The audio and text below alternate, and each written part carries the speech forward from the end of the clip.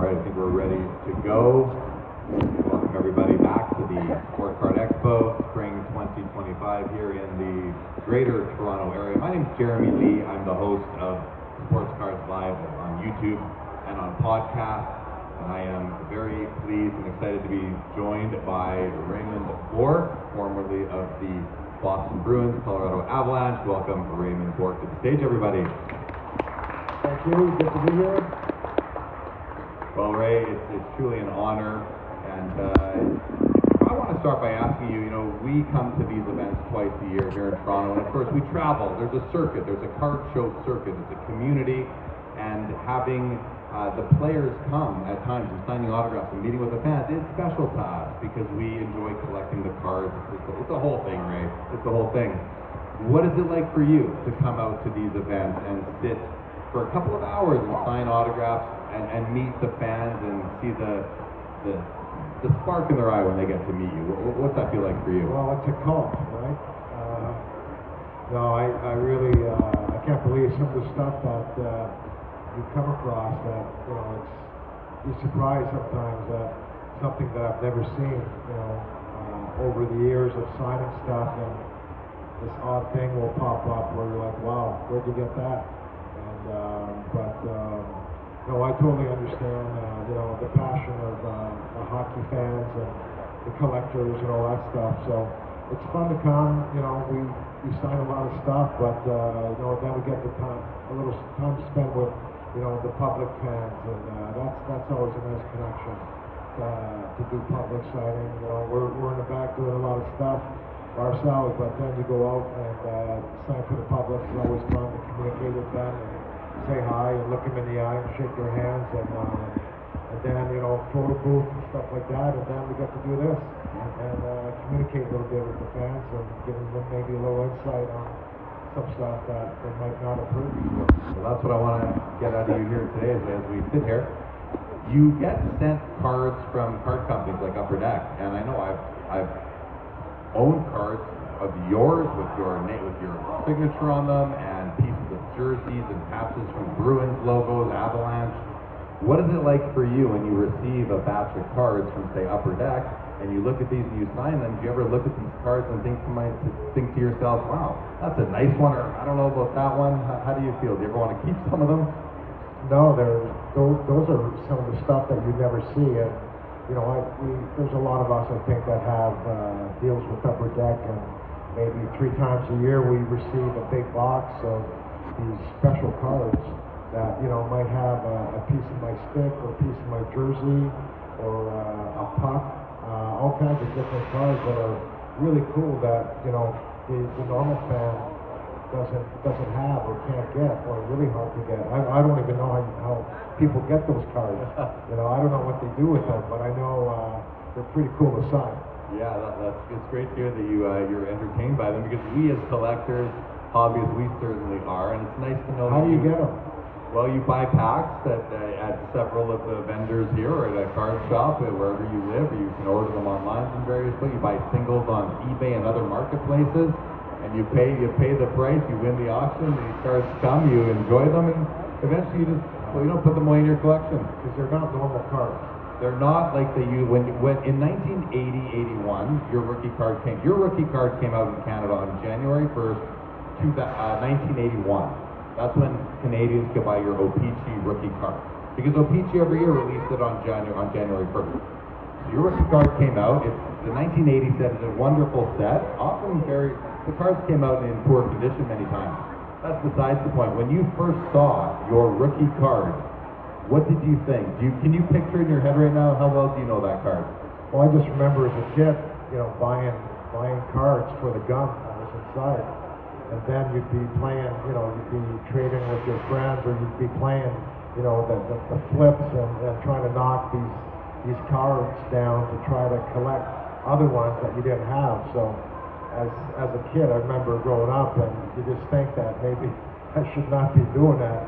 I really wasn't collecting, but to know that, buying cards maybe in the late 60s or early 70s, and some of those great Montreal teams or some of the great players that were playing back then, to know what maybe some of those cards are worth today, maybe I wouldn't have been playing with them, but that was the fun of it. But when I saw my rookie card, it was just cool, you know, because I remember buying them as a kid, and now now people are buying your card or getting your card, you know, they're lucky in one of those packs. So, but again, you know, you kind of, a lot of stuff that, you know, happens once you make the NHL, you can't really believe that you're here and you're doing it and you've made it. So it was always a dream of mine to play in the NHL. You know, I grew up in Montreal, pretty spoiled, growing up there, watching the Canadians win cups and going to parades and all that kind of stuff. So, you know, kind of know that you made it once you have that rookie card, and then many more to come after that. Pretty cool. Yeah, you know, you can your rookie card in gem mint condition, graded by the industry leaders, can sell for over $10,000, which is pretty cool. You know, Bobby Orr, legendary defenseman, also for the Boston Bruins. You know, you mentioned watching some of these great teams and players. You know, we as the hobby collect these wonderful defensemen. You're obviously an all-time top defenseman. When you watch the game today, who sticks out to you as being some of the best defensemen that you think are going to have long, successful careers? And I don't want to rip out the easy answer being Cale Makar, but if you could say someone other than Cale Makar, because that's who, right? Who I say something else, Dan. Somebody else. Makar, he's phenomenal. He's amazing. But with Quentin Hughes in Vancouver, that's an amazing special player. I can't believe what Hudson did in Montreal as a rookie and that size, and you know, tying Larry Murphy's assist record, I think, or breaking it at Chelios, getting all those points. You know, special players, but you know, Makar, Hughes, is it Borzinski and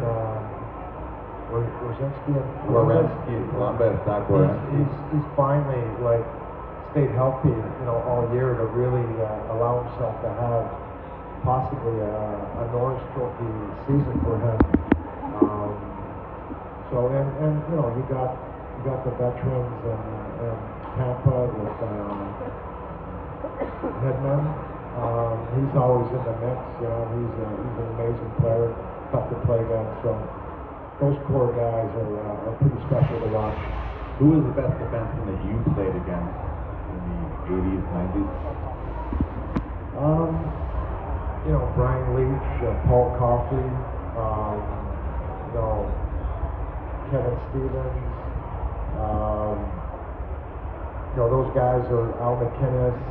These were or Lindstrom in Detroit was an amazing player.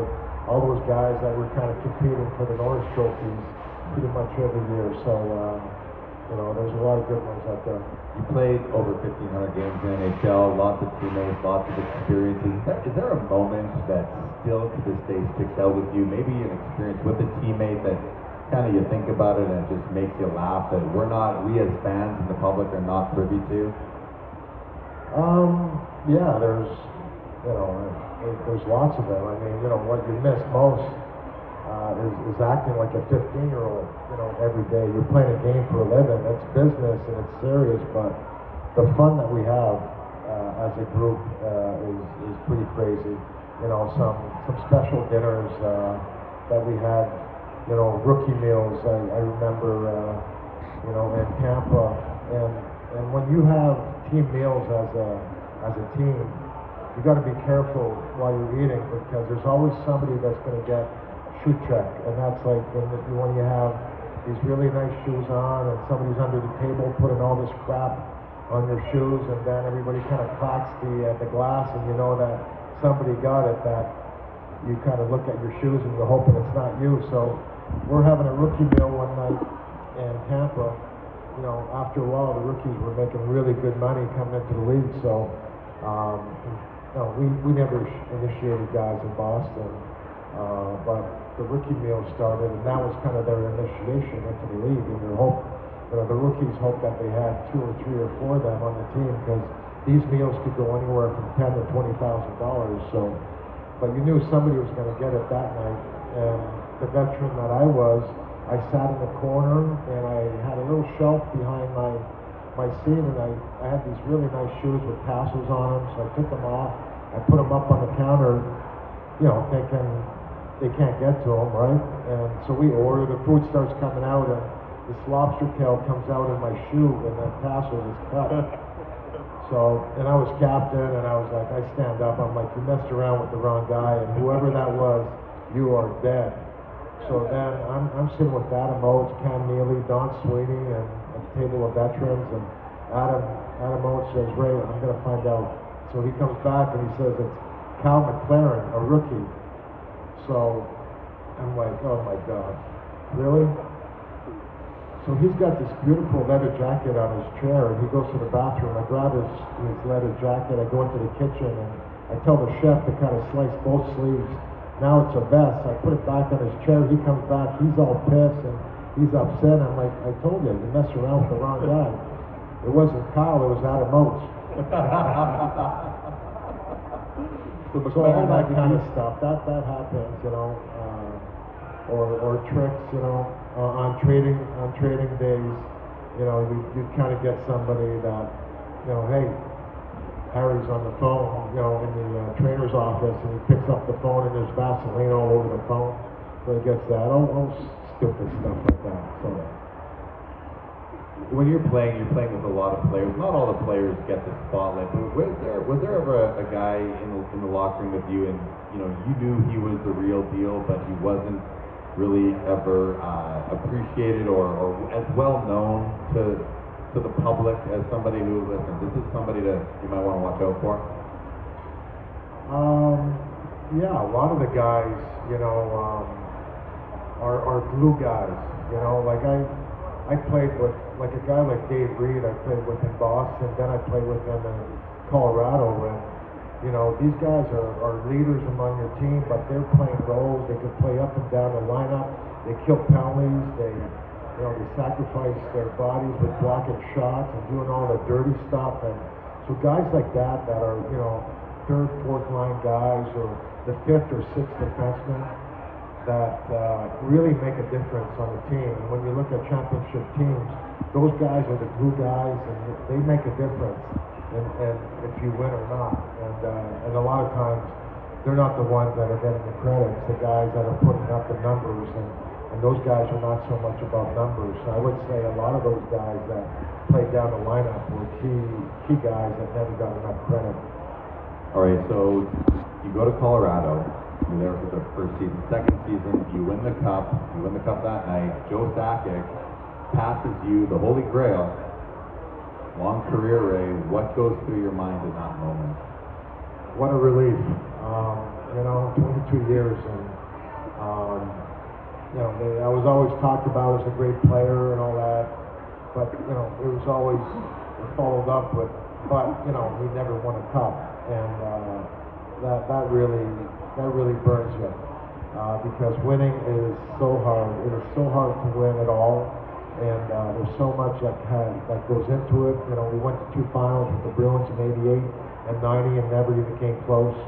And finally having the opportunity to go to Colorado and not getting it done my first year there, but going back and finishing up the job. And Joe was such a classy guy. After Game 6, coming home on the plane, all he wanted to talk about is, Ray, how are we going to do the cup thing? I'm like, Joe, let's win the game. Let's win the game, and then we'll worry about the cup thing. We'll have plenty of time before they bring it out to talk about what you want to do with it. But he wanted me right next to him. An amazing player, but an amazing person. And what a feeling. You see pictures of me and just the joy and the relief. And it was just an amazing experience for myself and my family, and sharing it with my teammates. And the fans. We were all so happy for you. It was a great story. It was a win-win for hockey, and I left Boston, and I went back after the first stint there, and people were amazing. They were like, oh my God, we followed you out there. And then the next year, this major radio station collected money to have a billboard put in Colorado wishing me luck. I'd see it every time I'd be going into the rink. good luck, Ray, win the Stanley Cup. So when I went back, you know, everybody was so happy for me, and actually, my agent calls me the next day after winning the cup, and he says, Ray, I got a call from the mayor's office in Boston, and he wants to have a day for you at City Hall. I'm like, I can't do that. I don't want to embarrass the Bruins. And he said, what about if the Bruins sign off on it? So he calls Michael Connell, and Michael Connell said, we don't have a problem with it. So we had that day, and I brought the cup back to Boston. There was 10,000 people at that day at City Hall. So it was amazing. It must have felt to them like, you know, after being a fan of yours for so long, it's like they've won the cup along with you. I'd like to think that I kind of started something in Boston when I brought the cup home, and it was the summer of 2001 in June. And after that, the Patriots win in 2001. They go on to win 6 times. The Red Sox win in 04. They go on to win 3 or 4 times. The Celtics win a couple times. The Bruins win. So we were pretty spoiled for 2 decades there. I just like to think I had a little something to do with it. You started off that momentum. Well done, well done. Is there, the night you win the cup, and I appreciate the stories you've already told, but is there an off-camera moment that might have happened that evening that really sticks with you in your memory to this day? Yeah, so I knew going into Game 6 that it may be my last game played. Like, you know, I just wanted to sign a 1-year deal when I went back for my 2nd year. Pierre Lacroix didn't want to give me a 1-year deal. He wanted to give me a 2-year deal. I'm like, whatever. I know I tell my wife, this is it regardless if we win or lose. So when we're down 3-2 going into New Jersey for Game 6, I have all my siblings, my wife's siblings, my dad, her dad, and my best friends at the game in case it's my last game played in the NHL. Well, we win 4-0. Now I bring everybody to Colorado. Now I know it's my last game, and I've got this big 15-passenger van to bring everybody around. Some people are staying at the hotel, some are staying at my house, and there's a big cooler in there. Had it all set up for them, and then after the game, we go party till about 2:30 in the morning, and then I'm ready to leave. And Pierre Lacroix says, "Bring the cup home with you." So I bring it home with me, but I bring everybody back home with me, and we turn on the street I lived in Littleton, Colorado, and I start beeping the horn. We put the cup on the sidewalk in a cooler in the street, and we're there until about 5:30 in the morning. So that was pretty cool. Very cool. We can only imagine being a part of something like that, right?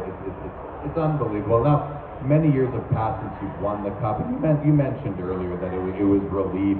What does it mean to you now if you look back over your Hall of Fame career? You know, I think we, the public, consider you a top 5 defenseman of all time. You just a wonderful career, well respected. And then, you know, I think back, I read the story about when you switched numbers because Phil Esposito's number was retired in Boston, so you could no longer wear 7. You took off the jersey you were wearing, and underneath had 77. Just to wrap this up, because you got to get back there right away here, Ray. What was it like to bestow that honor and respect upon someone who came before you, like Phil Esposito? Well, I wore number 29 in training camp, and I had a great camp, and I was, you know, going to start first game in Boston, and I come into the room, and number 7's there with my name on it. I knew Phil Esposito wore that number. So, you know, the story goes that Phil and Harry Sinden really, after they traded Phil to New York, they really did not get along, and they were pissed at each other. So, for that reason, I think he gave me the number 7, and I wore it. I mean, you know, I didn't say much when I was a rookie. And then Bobby Schmaltz comes up to me and says, if you hear any hecklers, don't worry about it. Just play your game. So, you know, I had an amazing start to my career. Rookie of the Year, first team All-Star. Never heard anything about it other than the press asking me, what do you think about Phil Esposito's number being retired? I said, he's a legend. He did amazing things here. Won 2 cups, of course. I said, they gave me that number. I'm like, you know, I'm wearing it, but that's not up to me. And then they decide to retire it December 3rd, 1987. And it's kind of weird because nothing was said about what was going to happen with the jersey till 1 o'clock that afternoon. Terry Riley was coaching us, and he calls me before I'm about to go down for my nap, pregame nap, and he says, "What do you think we should do with the number?" I'm like,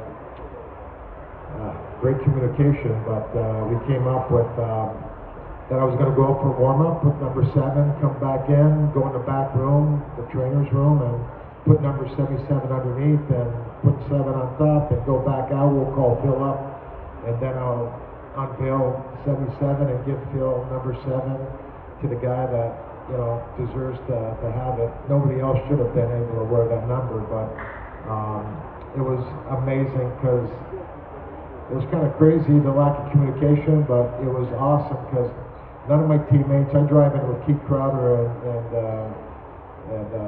Glenn Wesley that day, no teammates, I didn't say a word, no teammates, no press, no fans, just my wife, trainers and coaches and management knew. So it was a big surprise to everybody, and especially to Phil. You know, I joke when I say that it's the first time that anybody's ever seen Phil Esposito speechless, but he really was. That's an amazing moment. Listen, Ray, thank you so much for joining us here at the Sports Art Expo. On the stage, guys, Raymond Bourque.